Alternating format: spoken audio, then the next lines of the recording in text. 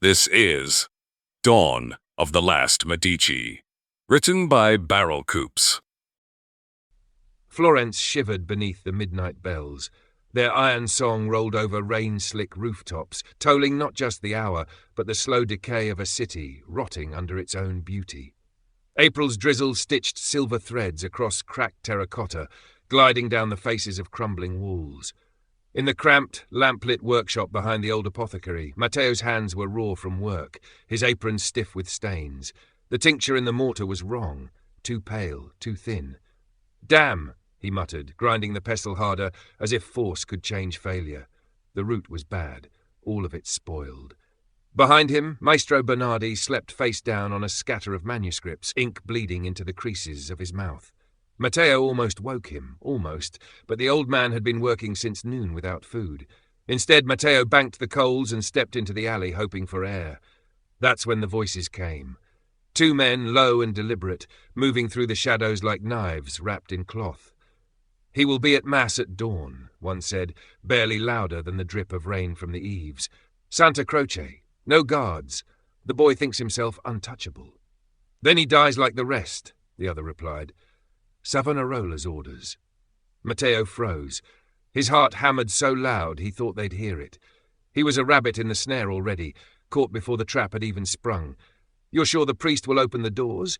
He despises the Medicis. They'll be unlocked. We walk in, finish it, and vanish before the city knows he's gone." Their steps faded into the wet silence. Only the rain remained. Matteo stayed still, neck prickling, until instinct broke the spell. Then he ran. Matteo's boots slapped against the slick stones, the sound swallowed by the rain. He didn't slow. Every step felt like it might be the one to send him sprawling, but stopping meant letting those words hang in the air until they came true. It had been 4 years since Lorenzo di Medici died, and Florence had not yet drawn breath again. Fra Girolamo Savonarola had taken the pulpit in the Duomo, a preacher whose eyes burned like coals and whose voice could fill the piazzas with fire. He promised to purge the city of greed, to strip the gold from its altars and the vanity from its soul. And the people, hungry, desperate, furious, had listened. Now the Medici name was a curse on half the lips in Florence, and a whispered prayer on the rest. Matteo cared little for either side. 17 years old, a humble apprentice, his world was made of mortar and pestle, glassware and herbs. But Giuliano de' Medici mattered, if not to him, then to enough others that his death at dawn could split the city in two. The boy was young, clever, reckless enough to believe Florence still had a future, and someone had decided that future ended before sunrise. Matteo pushed past shuttered shopfronts and darkened balconies. Rainwater gathered in the grooves of the cobbles and splashed against his ankles. If anyone saw him running, questions would follow, and questions in Florence were dangerous currency. He kept to the alleys, sliding beneath overhangs and laundry lines stripped bare. Somewhere ahead, there would be a safe house. Giuliano wouldn't come to Santa Croce from nowhere. He'd be staying close by, hidden behind stone walls and loyal hands. If Matteo could find the right door. A figure stepped from the darkness. Matteo's boots slid on the wet stone as he tried to halt.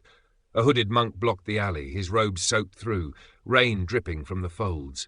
Yet there was something in the way he stood, too still, too deliberate, that didn't belong to prayer or penance. Before Matteo could turn, the monk seized him by the collar and slammed him against the wall. "You're out late," the man growled, breath hot despite the cold. "Not stealing from God's people, are you?" Matteo twisted, gasping. "Let go, I'm an apprentice. Maestro Bernardi's shop. I'm going home." The monk tilted his head, shadow hiding his eyes. "You're not one of Savonarola's boys. I can tell." "I heard something," Matteo blurted. "There's going to be a killing. Giuliano de' Medici. They plan to do it at dawn." The monk froze for a heartbeat. Rain pattered against the walls. "Who told you that?" "I overheard 2 Savonarola's men. They said the priest at Santa Croce would let them in." The monk shoved him harder. "Speak that name in the open and you'll hang before morning." "Who are you?" "I told you. I don't care about sides. But if they kill Giuliano, this city will drown in blood. I need to warn someone." The man glanced over his shoulder, scanning the alley. When he spoke again, his voice was lower. "Go through the plague quarter. The streets there will be empty. Guards won't follow you." Matteo stared. "I'll die a horrible death from the plague. Not if you keep your head down and don't touch anything. You want speed? That's the way." And just like that, the monk stepped back into the shadows and was gone. The plague quarter was more rot than stone. Whole buildings had folded in on themselves, their beams jutting like broken ribs. Others were nothing but scorched shells, blackened in the quarantine fires years ago. Windows were bricked up, doors painted with faded red crosses, a warning to the living that the dead still claimed this ground. Matteo tied a cloth over his mouth. It smelled of rosemary and vinegar from the workroom shelves, but here the air was stronger, a sour, dry stench that clung to the back of the throat. The rain seemed quieter here, almost muffled, as though sound itself avoided the place. Even the light felt wrong, dim and colourless, as if the sun's memory could not pass beyond these streets. He kept his eyes forward. If he looked too long at the walls, the black stains there seemed to take shape. Fingers, faces, the pale masks of those who had pressed against the stone in their last hours. Somewhere deeper in, a shutter banged in the wind. The hollow clap echoed far too long, as if the sound were trapped and reluctant to let go. Matteo told himself it was just the wind. He wasn't halfway through when the footsteps came. Not rats. Too heavy, too deliberate. He ducked behind the remnants of a doorway, heart hammering. 2 men passed in dark cloaks, hoods low. One carried something wrapped in cloth, long and weighty, maybe a sword. They didn't speak. Their steps moved on, vanishing into the strange hush. Matteo waited until even that faded, then slipped out the other way, moving faster now. His legs ached, his lungs burned, and by the time he reached the quarter's edge, he was trembling so hard he had to grip the wall for balance. He bent over the gutter, retching, before forcing himself on. The Medici townhouse crouched behind high stone walls near the Arno, its iron gates slick with rain. Matteo pounded the brass knocker until his fists hurt, the sound swallowed by the wet night. "Help!" His voice cracked. "Tell Giuliano de' Medici there's a plot against his life. He mustn't go to Santa Croce at dawn." A shutter creaked open above. A hard voice called down. "Who are you?" "An apprentice," Matteo shouted. "I heard them planning it. 2 men, Savonarola's orders. Please!" The shutter slammed shut. Silence returned. Matteo's heart sank. He stood in the rain, teeth chattering, certain he had failed, until the gate hinges gave a low groan. A figure slipped out, pulling the gate shut behind him. He was young, perhaps only a few years older than Matteo, but his cloak was too fine for the hour. His eyes were dark, sharp, and not at all grateful. "You're either mad," the man said, "or trying very hard to make me think you are." Matteo swallowed. "They're going to kill Giuliano. At Santa Croce. The priest will leave the doors open. You have to stop him." The man stepped closer, his gaze flicking over Matteo's damp clothes, his shaking hands. "Names? What? The men you overheard. Who were they?" "I don't know. I didn't see their faces, but I heard enough to know it's real." The stranger's eyes narrowed. "Or you're feeding me a story meant to keep Giuliano from attending Mass. Whose orders are you following?" Matteo almost laughed, almost. "I'm following the orders of staying alive.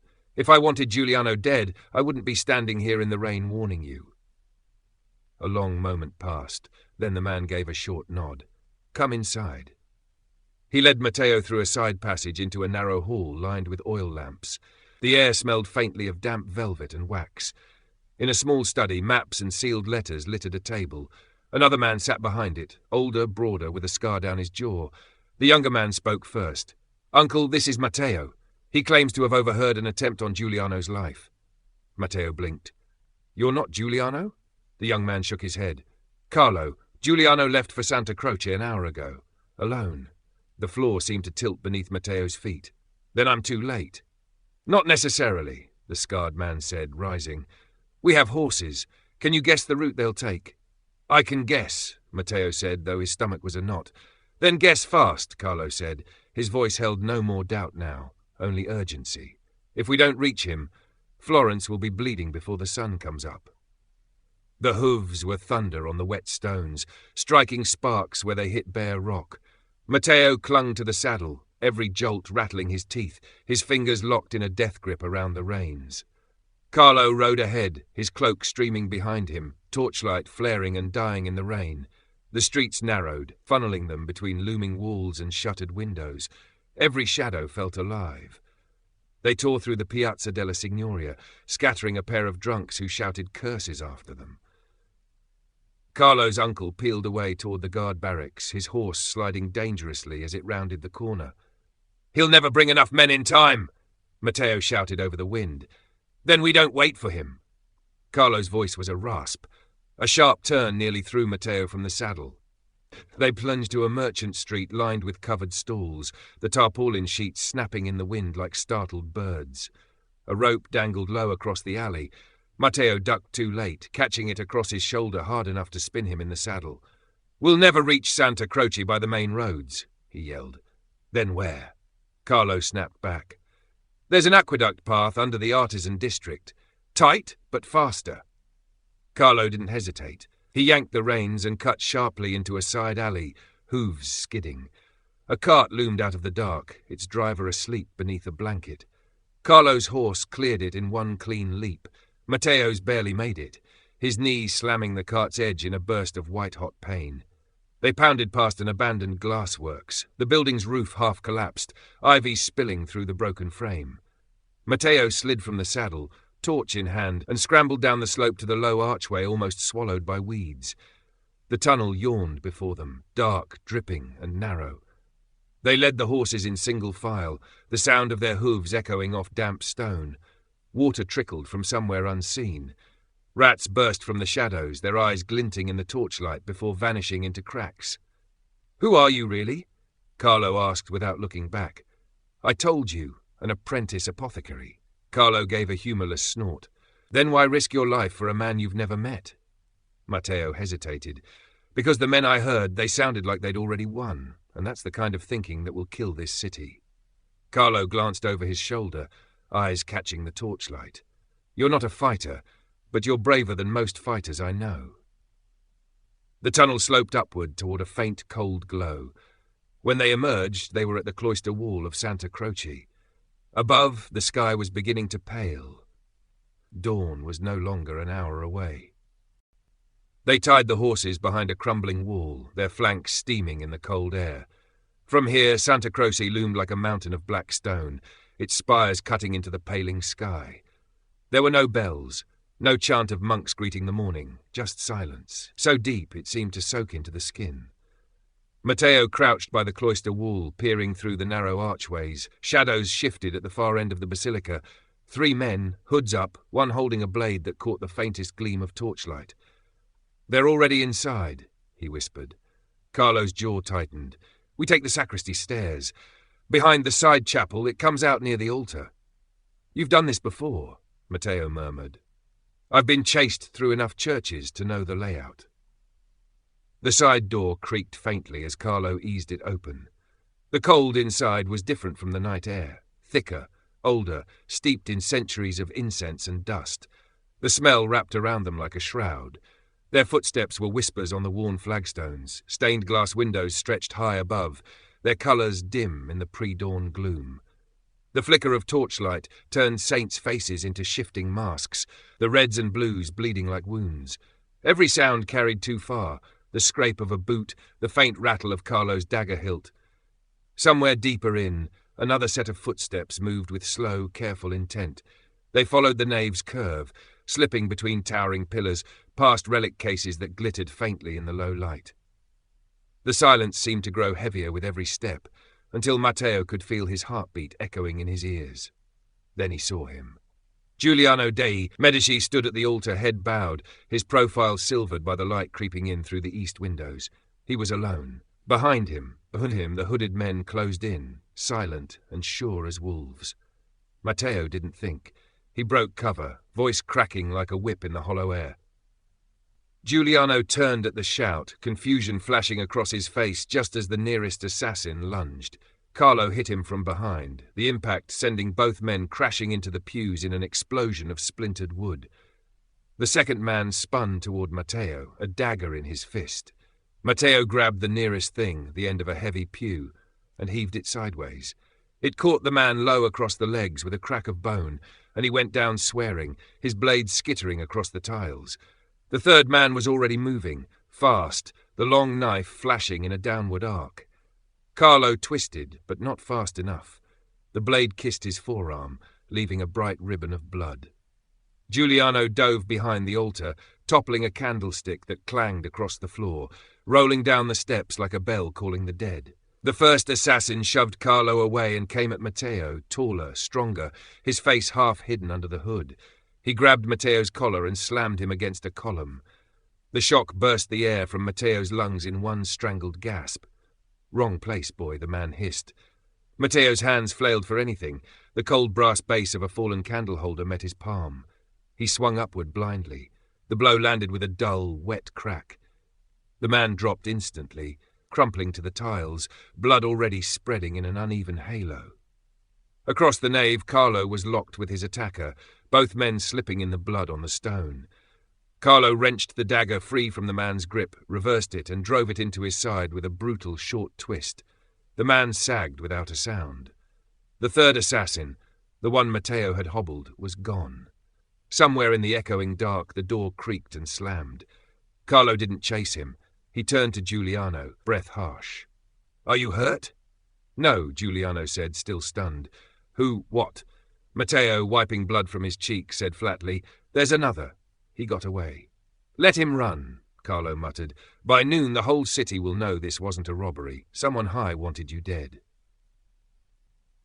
They buried the bodies behind the sacristy wall, the earth there soft from years of rain and shadow. No words were spoken, only the muted scrape of shovels and the occasional clink of stone. Giuliano insisted on helping, his fine cloak tossed aside, his sleeves rolled up.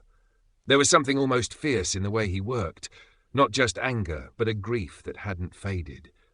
Matteo leaned against a column, arms trembling from effort and adrenaline. His knees still wanted to buckle. Carlo sat nearby, binding the gash on his forearm with a strip torn from his cloak. "You did well," he said without looking up. "Most people run from trouble. You ran toward it." Matteo let out a half laugh that didn't sound much like humor. "I was afraid the whole time. Still am. Good. Fear keeps you alive." The stained glass above was glowing now, the pink light of morning filtering through saints' faces.